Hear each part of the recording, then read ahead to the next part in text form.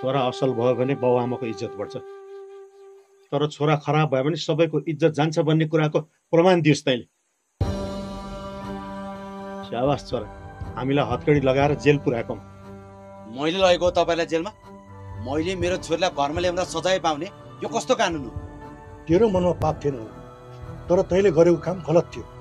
एउटी सानी बच्चीलाई उसको आमाको आगो छलेर घरमा ल्याउनु अनि लुकाएर राख्नु त्यो तोरो गल्ती हो।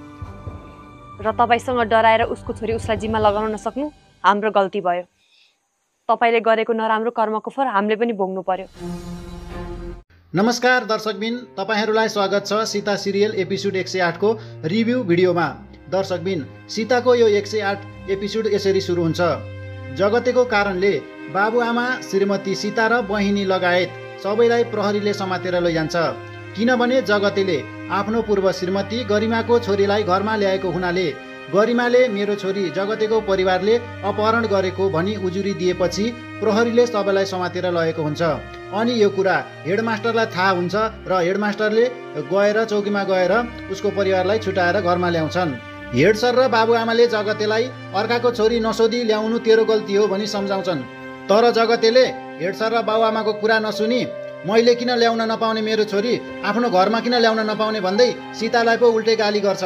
त मेरो कारणले यो घरमा बस्न पाएकी छेस, फेरि यही घरबाट पनि निकालिदिउँला भनेर सीतालाई गाली गर्छ। सीता पनि के कम, जस्तालाई तस्तै जवाफ दिँदै म तपाईँको घरमा बस्न आएको होइन, मलाई तपाईँहरूले नै मागेर बिहे गरेर ल्याउनु भएको हो, कसरी निकाल्नु हुँदो रहेछ घरबाट, यो मेरो पनि घर हो भन्दै जगतेको सातो खान्छिन्। दर्शकबिन त्यसपछि जगते फेरि मेरो छोरी जसरी नि घरमा ल्याएर छोड्छु भन्दै कराउँछ। उता गरिमाले आफ्नो छोरी जगतेलाई कुनै पनि हालतमा नदिने र छोरीलाई आफैसँग बस्नुपर्छ, जगतेसँग जानु हुँदैन भन्दै सम्झाएको देखिन्छ। गरिमाले मेरो छोरी त के, मेरो छोरीको गु पनि लान दिन्न त्यसलाई भन्दै घिसिङलाई भन्छन्। उता जस्मिनलाई सौताने बाउ घिसिङले पनि कुनै वास्ता गर्दैन, यो कुरा गरिमालाई पनि थाहा छ। सीताको सासूले यो सबै घटना तैँले गर्दा भएको हो भन्दै सीतालाई गाली गर्छे र बच्चा पाएर दिन नसकेर यस्तो भएको हो, जगतले नत्र यस्तो गर्दैन थियो भनेर सीतालाई उल्टै गाली गर्छिन्। ससुराबाले चाहिँ बुहारीको पक्षमा साथ दिँदै भन्छन्, बुहारी चिन्ता नल्याउ, यो यस्तै हो, तिम्रो सासूको कुराले चिन्ता नल्याउ भन्दै सीतालाई सम्झाउँछन्। तर सीता पनि के कम, मैले बच्चा पाउन नसकेको होइन आमा, तपाईँको छोराले मलाई बच्चा दिन नसकेको हो, मैले मेडिकल चेकअप गर्दा ममा केही समस्या देखाएको थिएन। यसरी सीताले आफ्नी सासूको मुखभरि जवाफ दिन्छन्।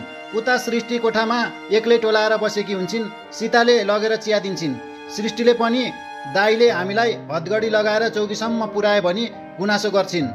सीताले उल्टै सृष्टिलाई राम्रोसँग सम्झाउँदै भन्छन्, जीवन यही त हो नि नानी, हाम्रो हातमा केही छैन, कसैलाई दोष दिन हुन्न नानी भन्दै सीताले सृष्टिलाई सम्झाएको देखिन्छ। सृष्टिले पर्वतको बारेमा केही पनि खबर नआएको कुरा गर्दै भाउजूलाई सोध्छिन्, अब के गर्ने होला भनेर। सीताले उपचार भइरहेको होला, तपाईँ चिन्ता नगर्नुहोस् भनी सम्झाउँछिन्। पर्वतलाई पहिला 2 जनाले कुटेर घाइते बनाएर हस्पिटल लगेको थियो। गाउँमा उपचार हुन नसकेपछि इन्डियाको ठुलो हस्पिटल पुर्याइएको थियो। पर्वतको बारेमा हेड सरलाई थाहा होला, जाम सोध्न भनी भाउजूलाई आग्रह गर्छिन् र सोध्न हेड सरको घरमा जान्छन्। हेड सरको घर जाँदै गर्दा बाटोमा गरिमाको छोरी भेटुन्छ। अनि त्यो नानीले सीताहरूसँग मैले गर्दा तपाईँहरूलाई गाह्रो भयो, सरी माफी गरिदिनु है भनेर माफी माग्छिन्। सीताले त्यो नानीलाई तिमीले गर्दा हामीले दुःख पाएको छैन नानी, तिम्रो मम्मीले गर्दा हो हामीले दुःख पाएको, जेल जान परेको भनी बच्चीलाई सम्झाउँछिन्। यसै बेला गरिमाले यसरी बच्चासँग कुरा गरेको देखेर गाली गर्दै भन्छे, के पाठ सिकाउँदैछौ मेरो छोरीलाई, मेरो छोरीलाई गल्ती मेरै हो भनी भड्काउन खोजेको भन्दै भन्छे। एकचोटिको लागि माफी दिएको छु, अर्कोचोटि मेरो छोरीको नजिक आयो भने मैले जानेको छु भन्दै चेतावनी दिँदै छोरीलाई लिएर जान्छे। उता हेड सरलाई पर्वतको बारेमा सोद्धा केही खबर नआएको र उसको कन्ट्याक्ट नम्बर पनि नरहेको बताउँछन् र उसको बाउआमा पनि पर्वतकै साथमा रहेको, तिमीहरूले टेन्सन नगर भनी सृष्टि र सीतालाई सम्झाउँछन्। फेरि उता रमेशको साउको भान्जी अनु पनि युके फर्कँदै हुनुहुन्छ। अनुले मामा र माइजूसँग आफू युके जान लागेको, अनि अब कहिले फर्केर नआउने, अनि गल्ती गरेको भए माफी गरिदिनु होला भन्दै मामा र माइजूसँग बिदा माग्छिन्। मामा र माइजूले पनि उनीसँग नरिसाएको र मामा घर आउँदै गर है भान्जी भनी बिदा दिन्छन्। जब अनु जान लाग्छिन् त्यसै बेला रमेशले पर्खनु साथी भन्दै रोक्छन्। यसरी रोकेको देखेर मामा र माइजू पनि दङ्ग पर्छन्, किनभने रमेश पनि घर छोडेर जान लागेको थियो।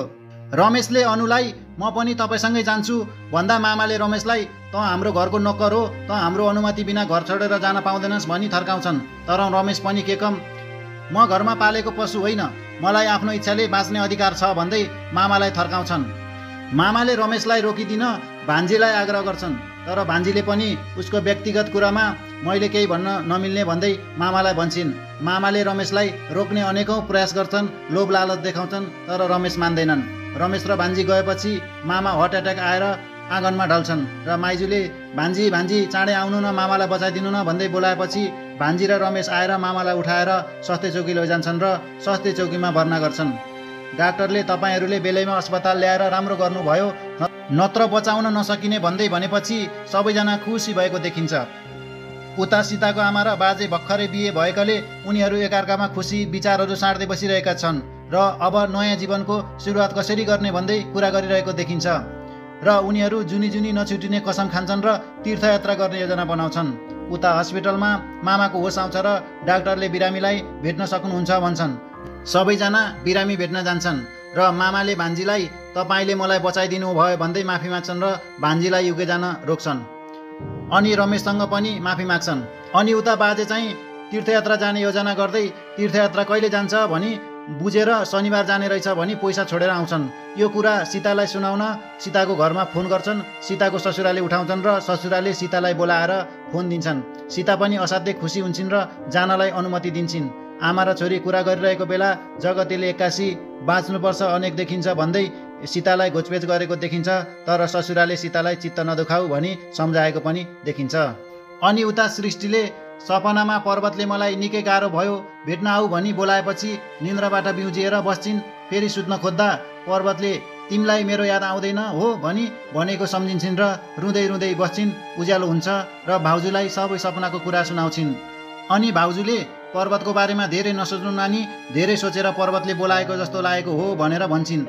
तर सृष्टि रिसाएर त्यत्तिकै हिँड्छिन्। इन्डिया जान्छु भनी भाउजूलाई भन्छन्। भाउजूले कहाँ खोज्नुहुन्छ नानी, त्यति ठुलो सहरमा, दिल्ली भनेको धेरै ठुलो हो भनेर सम्झाउँछिन्। सृष्टिले भाउजूलाई मलाई इन्डिया जान सहयोग गर्नुहुन्छ कि नै भनेर सोद्धा भाउजू केही नबोलिकन बस्नुहुन्छ र भाउजूले चाहिँ मलाई सहयोग गर्नु हुँदैन भने पछाडि जस्तो लाए पछाडि त्यहाँबाट सृष्टि निक्लिन्छन् र रिसाएर हिँड्दै गर्दा भट्टिअलीको छोरोसँग भेट हुन्छ। उसले पर्वतको बारेमा सबै जानकारी रहेको कुरा बताउँछ। म सहयोग गर्छु इन्डिया जान भनी भन्छ र जानको लागि अलि पैसा लाग्छ भनेर भनेपछि सृष्टिले आफूसँग रहेको सुन पनि बेचेर इन्डिया जाने तयारी गर्छिन् र घरमा कसैलाई थाहा नदिई एउटा चिठी लेखेर इन्डियातिर जान्छन्। यो चिठी देखेर घरमा सबैजना छक्क पर्छन्। चिठीमा पर्वतलाई उपचार गराइरहेको बारेमा एकजना मान्छेलाई थाहा भएको र उसैसँग इन्डिया जान लागेको भनेर लेखिएको थियो। यसरी यो 108 एपिसोड यसरी समाप्त भएको देखिन्छ। दर्शकबिन अब आउने 109 भागमा के होला? सृष्टिलाई लाने मान्छे कतै सृष्टिलाई इन्डियामा बेच्ने त होइन? कथाले के मोड लिन्छ हेर्न नभुल्नुहोला। धन्यवाद।